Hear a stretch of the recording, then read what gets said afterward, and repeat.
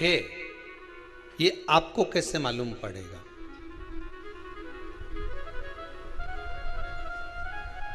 पितृ भूखे हैं, इसका तो वर्णन हमने पहले कर दिया कि रात्रि को जब आप सोने के बाद में 1-1.5 घंटे बाद अगर आपकी नींद खुल जाए, 1 घंटा 1.5 घंटा आप सो लिए, उसके बाद जो नींद खुली तो 1-1.5 घंटे तक अगर आपको नींद नहीं आ रही है, रात्रि को सोने के बाद में 1 घंटे बाद जब उठे तो आपको प्यास लग गई, भूख लगने लगी, प्यास लगने लगी कि मेरे को पानी पीना पड़ेगा, घबराहट हो रही, पानी पीना पड़ेगा। 1-1.5 घंटे सोने के बाद अचानक नींद खुले और आपको प्यास लगे, समझ लेना आपके पितृ भूखे हैं और प्यास है।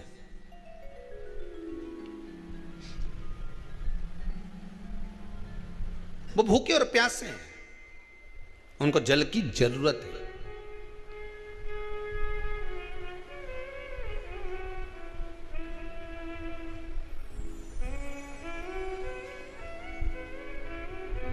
किसी भी नदी में, सरोवर में, कुंड में, बावड़ी में, तालाब में, आप तीर्थ में जाकर जब स्नान करते हैं तो स्नान करने के बाद एक काम का नियम बना लो कि अपने हाथ की अंजलि में जल लेकर अपने पूर्वजों को देना है। प्यासे रहते हैं, भाग मांगते हैं।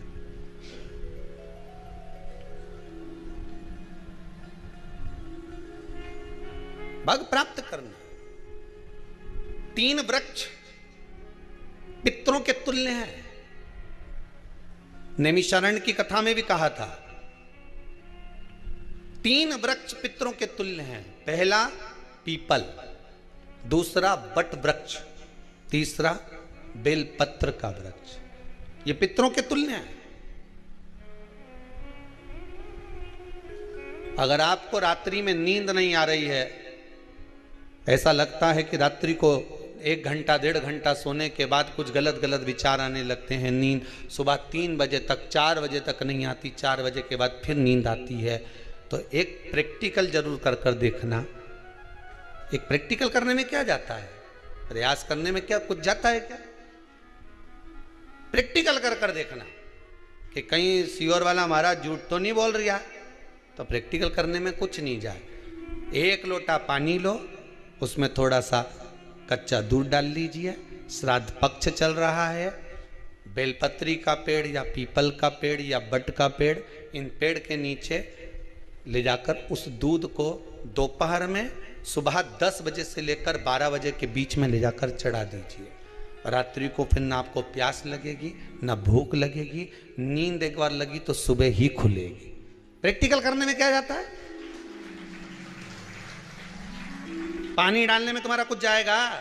अरे बोलो तो सरी, हमें 10 रुपया का दूध जरूर उसमें, और तुम इतनी चतुर हो, इतना सारा दूध थोड़ी डालोगी, तुम 2 चम्मच डालोगे। कहाँ तुम इतना डालने वाली हो है?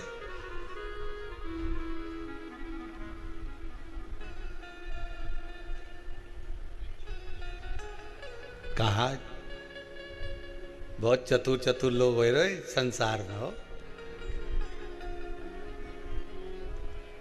भले पूजन पाठ नहीं करे, पर कहीं का एकदम मिलने आ जाए ना, क्या अम्मा जी है क्या पाठ कर रही है, फिर वो भी बैठ गई तुरंत, अभी तो सोई थी,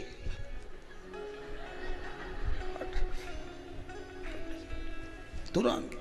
क्या पंडित जी हैं क्या, उनसे थोड़ा सा काम है, अभी माला जप रहे हैं, मालूम पड़े पंडित जी तो आराम से सेव फल खा रहे थे। अब प्लेट सोफा के नीचे घुसे, तुरंत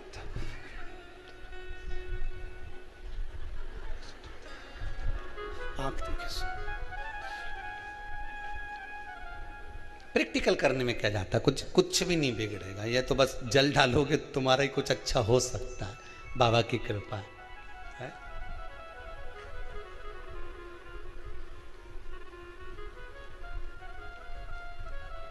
तीन वृक्ष पितरों के तुल्य हैं।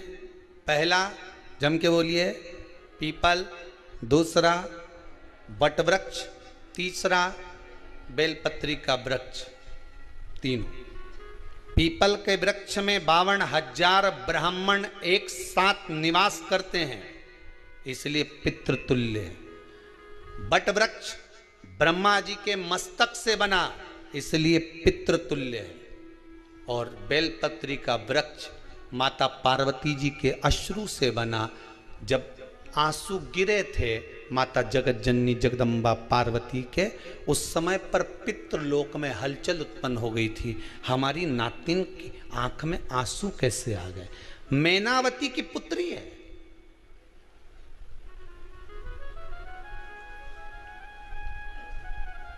पितरों की नातिन, इसकी अश्रु कैसे गिर गए? पार्वती जी ने कहा ये आंसू नहीं, मेरा पुण्य भाग प्रकट करती हूं बेलपत्री के रूप में। तो पितरों ने वर दिया था कि ये बेलपत्री का वृक्ष हमारा आशीर्वाद है, इसके नीचे अगर कोई दीप लगाता है, शिव को स्पर्श कर चढ़ाता है, उसके पितरों की शांति होगी। हम स्वयं उसको आशीर्वाद देने के लिए पधारेंगे। बेलपत्र का वृक्ष पितृतुल्य।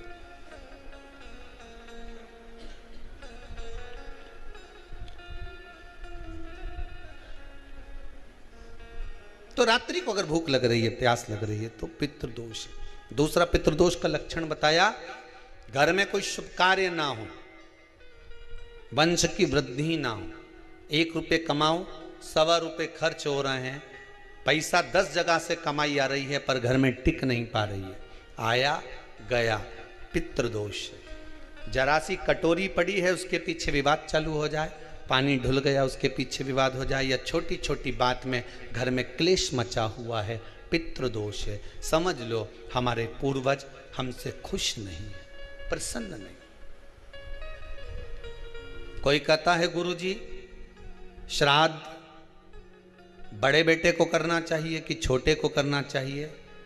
शिव महापुराण की कथा कहती है, अगर जायदाद का पूरा हिस्सा बड़े ने लिया हो और तुमने अपनी माता का दूध ना पिया हो तो एक ही को कर लेने दो। अगर माता का दूध पिया है और अगर एक अंगूठी भी ली है, जरा सा एक कपड़ा भी अगर सास का लिया है, तो श्राद्ध तो तुझे करना ही पड़ेगा, करना ही पड़ेगा। तूने मेरा दूध पिया है तो बिल्कुल जम के तो बोलो। अगर तुमने उनका कुछ खाया है तो कि अब एक काम और हो सकता है, गुरुजी वो श्राद्ध अगर हम नहीं करें और बड़े भैया करें और हम उन्हीं के यहाँ चले जाएं तो चले जा, मना कौन कर रहा है? पूड़ी का तेल तू ले जा, खीर का दूध 2 थैली तू खरीद के ले जा। जितना वहां वो सेवा करे उतनी सेवा तुम करो। गलत है क्या? जायदाद का भी तो हिस्सा किया था। सुई की नोक के बराबर नहीं दूंगा ने, ईंट इधर खसकी है तो हमारी इधर खसका दीजिए। हमारी बसियत में इतना लिखा है तो फिर बसियत में ये भी लिख के जाना चाहिए था। मैं तो कहूँ सबके, तुम डरो मत ही रहे एक भी। जब छोरा छोरी के जब सब सामान, प्रॉपर्टी दो ना, जमीन दो ना, जायदाद दो ना, सारा सामान छोरा छोरी के दो, तो उनके लिख के भी जाओ कि हमारी श्राद्ध कर दे अच्छे से, नहीं तो भूतड़ी बन के सताऊंगी। देखिए श्राद्ध करो। कितना दिया तुमको? बोलो, ईमानदारी से बोलना, कितना दिया? ढेरों। और एक बात बहुत अच्छे से कहूंगा, आप लोगों के जीवन में उतरे। अगर मायके में भाई, मायके में भाभी, मायके के लोग अगर आपके माँ बाप का श्राद्ध नहीं करते हैं तो बेटी भी अपने माता पिता का श्राद्ध कर सकती है। उसने भी दूध पिया है अपने माता पिता का, पर वो श्राद्ध का भोजन कौन कराएगा? बेटी का पुत्र हो, बेटी की पुत्री हो, वो कराए। और नाम वो नाना नानी का ले ले, करे। अगर वो नहीं कर रहे हैं, वो नहीं संभालते, वो नहीं जानते, तो आप करो, तो करे। 2 भाग होते हैं। जब एक रोटी गाय के मुख में दी जाती है, गाय के मुख में जब हम रोटी देते हैं, एक रोटी जब देते हैं, या तो गाय के मुख में 16 श्राद्ध में जब रोटी देते हैं तो रोटी को बीच में से तोड़कर, रोटी का जो भाग होता है उसको, मतलब ऊपर से फुलका का परत नहीं निकालना है, रोटी जो सीधी सीधी है ना, जैसे ये रोटी है तो इसको बीच में से तोड़ लिया, 2 भाग विभाजित कर लिया, नीचे वाले भाग में भी थोड़ा सा गुड़ शक्कर रख लिया, ऊपर वाले भाग में भी गुड़ शक्कर रख लिया, एक के ऊपर एक रोटी को रख लिया, वो गाय को दी। तो अपन श्राद्ध पक्ष में 2 पूड़ी का प्रमाण है कि गाय को 2 रोटी दी जाती है, कुत्ता को 2 रोटी दी जाती है। 2 पूड़ी रख के देते हो कि नहीं देते? आप लोग तो देते होगे, 2 पूड़ी के ऊपर पूड़ी रखकर, थोड़ा सा मीठा रखकर, नमकीन रखकर, कुत्ते को भी देते, 2 पूड़ी तोड़कर कागा को भी देते। 2 पूड़ी का प्रमाण कहाँ से आया? 2 भाग रोटी के टुकड़े का प्रमाण कहां से आया? श्राद्ध पक्ष में ही ऐसा क्यों किया जाता है? बाकी के समय पर तो कोई ऐसा 2 पूड़ी का प्रमाण ही नहीं, पर श्राद्ध पक्ष में ये क्यों कहा जाता है कि पूड़ी के ऊपर पूड़ी रख दे, उसमें मीठा रख दे, खीर शक्कर रख दे, गाय को दिया, कुत्ते को दिया, कागा को दिया, ऐसे क्यों कहा जाता है? उसका कारण क्या होता है? उसका केवल एक कारण है, जो नारी ने भोजन का निर्माण करा है, जो घर की बहू भोजन बनाई है, जो घर की बेटी ने भोजन बनाया है, घर की माता ने भोजन बनाया है। महाराज, पिता पुरुष एक कुल को तारता है, बेटी 2 कुल को तारती है। जब श्राद्ध पक्ष में 2 भाग रोटी के कर कर गाय को देती है तो 1 भाग तो उसके ससुराल वालों को मिलता है।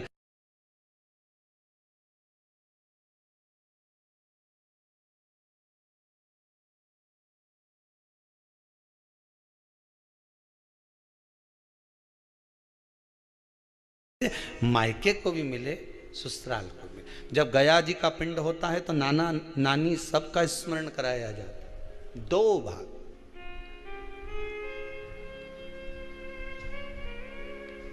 पुण्यता प्राप्त। अब लोगों को मालूम तो है नहीं कि 2 पूड़ी क्यों रखते हैं, उसका कारण वर्णित है शास्त्रों। दोनों पक्ष तारने के लिए, दोनों पक्ष का स्मरण कराने के लिए। महाराज, बिंदु प्रेत योनि में पड़ा, चंचुला देवी उनके मोक्ष का प्रयोजन कर रही है, प्रयास कर रही। क्या करा जाए कि इनको मोक्ष मिल जाए? कहा शिव महापुराण की कथा। पार्वती मैया की सहेली बन गई और पार्वती मैया ने शिव महापुराण में प्रेत योनि से मुक्त होने के लिए कहा, तुम रुका जी के यहाँ जाओ, देवऋषि नारद के पास जाओ।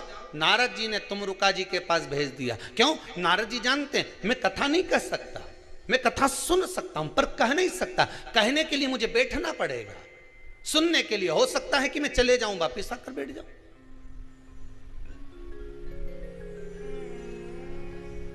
तुमरुका जी से कहा कथा कह दोगे?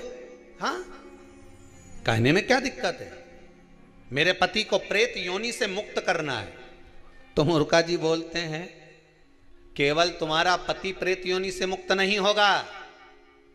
तुमरुका जी ने शिव महापुराण में कहा, सुनो चंचुला देवी, केवल एक व्यक्ति शिव पुराण से नहीं तरता, इस बिंदुक जैसे ना जाने कितने प्रेत इस वायुमंडल में घूम रहे होंगे, ना जाने कितने पितर, ना जाने कितने आहूत, ना जाने कितने वासुक इस वायुमंडल में घूम रहे होंगे।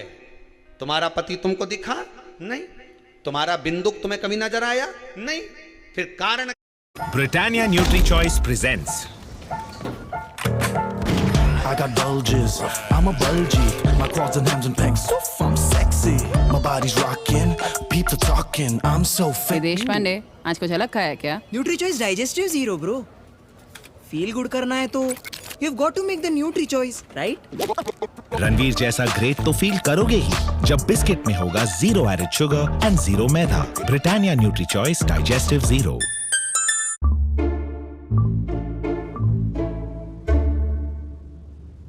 You know why your partner is called the better half? Because she's just better at everything.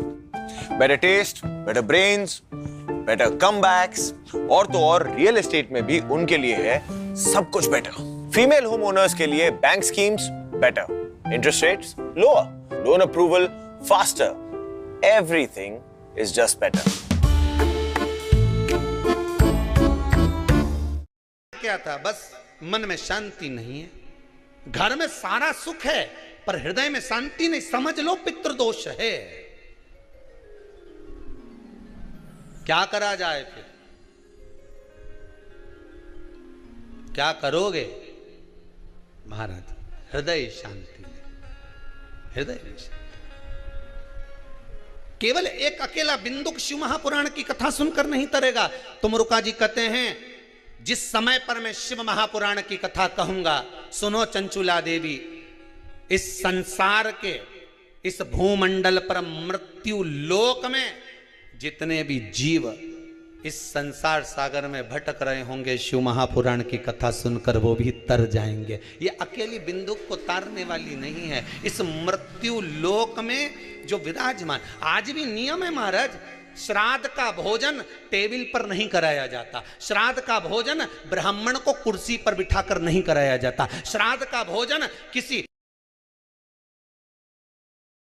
जाता। श्राद्ध का भोजन आज भी प्रमाण है कि ब्राह्मण के लिए भूमि पर आसन लगना चाहिए और जमीन पर बैठकर कराना चाहिए। तब क्यों? क्योंकि इस भूमि पर बैठकर जब भोजन कराएंगे, इसी भूमि से ना जाने कितने पितर गए, कितने तर्पण हुए, कितनी तिलांजलि हुई। इसी भूमि से, इस रज से, इस कण से ना जाने कितने जीव चल गए। अब लकड़ी पर या टेबल पर या कुर्सी पर बैठकर ब्राह्मण को भोजन कराने का प्रमाण नहीं है। अब आपका फैशन ज्यादा हो गया तो बात दूसरी है। पंडित जी ऊपर बैठ के खा लोगे क्या? पंडित जी तो बोल देंगे अच्छा है, खिला दो।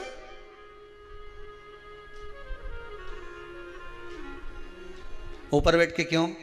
वो झुकने में थोड़ी सी कमर लचक जाए, क्योंकि खीर परसेगी तो झुकना पड़ेगा। अब ब्राह्मण अगर भोजन करने आसन पर बैठेगा, तुम अगर थोड़ा झुककर परसोगी, ब्राह्मण के सम्मुख में आप थोड़ा सा भोजन कराते समय झुकोगी, जरा विचार करिए। यशोदा मैया के घर में संतान नहीं थी। यशोदा जी श्रावण के महीने में श्रावणी करने आए हुए ब्राह्मण को मात्र खीर परोसने के लिए गई थी। 52 साल की उम्र थी, संतान का सुख नहीं दिख रहा था, खीर परोसने के लिए गई।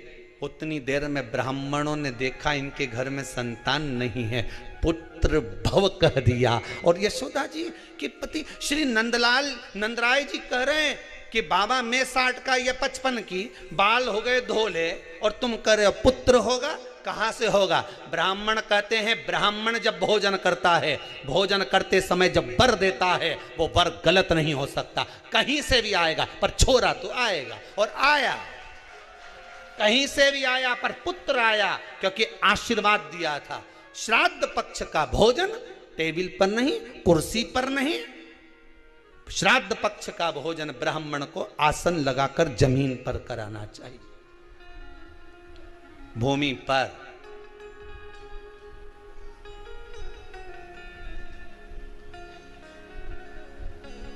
अब आजकल के ब्राह्मण भी थोड़े नीचे,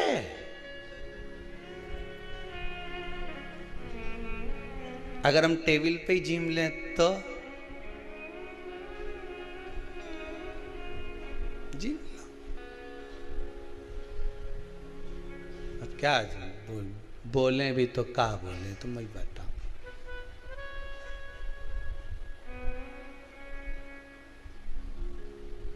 थोड़ा सा भाग भूमि का हो महाराज। तर्पण तिलांजलि सब भूमि पर।